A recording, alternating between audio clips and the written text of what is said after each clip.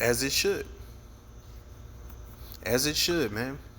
I don't even think I did like a video review for this. I know I did a trailer reaction. I didn't do a like a podcast review for it. I didn't do a commentary for it yet. The commentary is definitely on the way. Um, but let me say this about the Michael movie, yo. I was when I found out Michael Jackson's nephew was playing him. I think I did a video on here when they announced that, and then I remember seeing the pictures of him, you know, rehearsing, like doing the dances. There was a picture of him just standing on his toes, and he was like, "See you guys in next year or whatever." He said the date that the movie was supposed to come out, and I was telling myself, man, I was like, "Yo, Jafar Jackson is doing the work, man. He is doing the work. I feel like he is going to kill it. He is going to shock the world." And sure enough, man, Michael is it's one of the best biopics I've ever seen, man. Like me, like if we talking music, me, I think the best biopic that like for me is the Temptations. You know, Temptations. I do like What's Love Got to Do with It, but it is a rough watch, yo. It is super rough to watch. I like Straight Outta Compton. I haven't seen Bohemian Rhapsody yet. I really want to see that. Haven't seen what's the Elton John one? Rocket Man. Like there's a lot of music biopics out there that are solid and that look really great. But this one, there's there's so many scenes, man, in that Michael movie where I did not see Jafar Jackson under the hair and makeup. And whoever did the hair and the makeup effects in this fucking movie, man, give them a raise because listen, they had Jafar Jackson in so many different scenes with so many different makeup designs, whether it was the nose, whether it was some prosthetics they put on his cheeks, whether it was his chin. It was so many things that they did to make him look like Michael Jackson as time went on. The movie was a straight up 10 out of 10. The supporting cast is amazing, but Jafar Jackson, yo, listen, let me tell y'all something, right? Thriller is my favorite video of all time, right? The motherfucking Thriller sequence. Let me rewind because there's something that led up to the Thriller sequence. The Beat It sequence, like when he's rehearsing and the Crips and Bloods are in there and the background dancers, that shit is great. But when they're actually playing the song and Michael's just looking at that fucking that bulletin board with all his notes on there and he's just locked the fucking like he makes me want to take more pride in my bulletin board from that scene. But he's looking and Quincy Jones is talking to him like, yeah, CBS wants you to call the album Michael Jackson. He's like too egocentric, but they're playing Beat It in the background and it's kind of like this montage sequence. But Michael's watching all these horror movies and shit trying to get inspiration. When they showed him watching the original Night of the Living Dead while the guitar riff at the Beat It breakdown is playing in the background, I got goosebumps. Straight up goosebumps, man, because you putting my favorite horror movie of all time in a biopic that's about my favorite artist of all time. Are you fucking kidding me? And then the Beat It shit, it transitioned right into Thriller. Right into it, man. And the recreations they did for Thriller are fucking incredible, man. There's little differences in that sequence that I noticed as a fan. Little differences.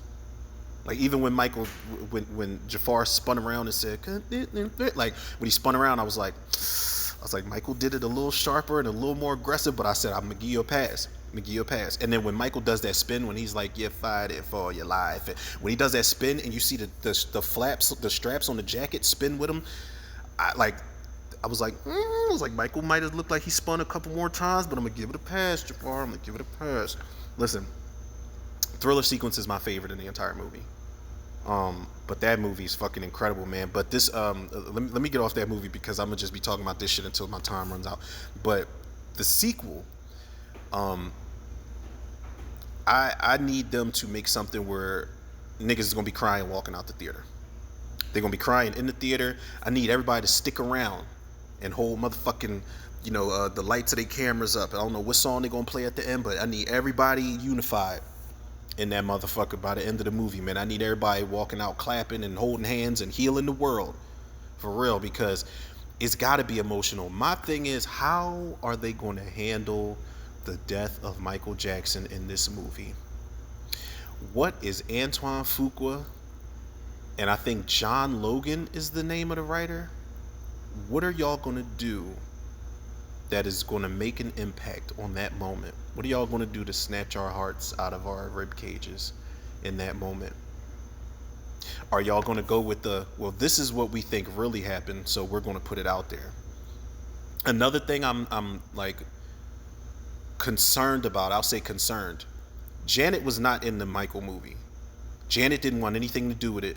So I guess to avoid a lot of legal tape, lawsuit type of shit, she is not in there. Latoya is all in it. The chick, Jessica Shula, I think her name is. Is that her name? I think that's her name from Scream season 3. She's in there. But this is my thing. You cannot do a part 2 to Michael without having Janet in there. If y'all don't find a way to make Janet be on board with this project, because you got to have the Scream dance sequence. Got to have it. You got to have Janet Jackson presenting him with the, what was it, the fucking Icon Award or something like that, when they both were on stage and he was like, I want to put to rest this rumor. We're not the same person, like, and they laughed it off. Like, you have to have that. That was a beautiful moment amongst siblings, man. Michael and Janet were just damn near inseparable, yo, and it is going to be very tough to pull off the second half of this movie without her there. It's just, I just don't know how that's going to work. You know, and do you show Michael's funeral? Do you recreate the funeral where Usher was singing and Neo, I think Neo was singing Lady in My Life. I remember he had that gold casket. They aired it on TV. The whole Jackson family was up there. Paris Jackson was crying while Janet was holding her. Do you recreate that sequence? Because you can't play around with that. You know, you can't just put somebody else next to Paris Jackson while she's, you know, and Paris Jackson doesn't want anything to do with the movie either, I don't think. So how do you handle it, yo? How do you handle it? It's a lot of loopholes they got to get through, yo, with that second movie. I'm confident enough that they're going to deliver, though, because the first one was a fucking, like, it crossed the $1 billion mark for a reason, man. Come on, man. Mike Myers is in this shit, and I didn't even recognize him. I can't even see Mike Myers through that makeup until you really look at him and really listen to the voice and remember that Mike Myers is an actual, you know, he's actually a good actor. You know, he's a great, amazing character actor. So, Miles Teller was good, man. Like, it's just like, yo, the movie was fucking amazing. If I had one complaint, and I don't know, maybe this is how Katherine Jackson is in real life. Nia Long didn't, you know, I haven't seen The American Dream, the series, so I already know Angela Bassett was acting circles around Nia Long's performance as Katherine Jackson, but I don't know which was more accurate. But Nia Long, like, when she was cast as the mom, I was like, bet, like, this is going to be that role for her. Like, this is going to be that Joan that people are looking like, damn, like, she need to be mentioned in some rooms, man, in some categories or something like that. But she was very, like, laxed and very laid back and chill and just kind of like pulled back for the most part.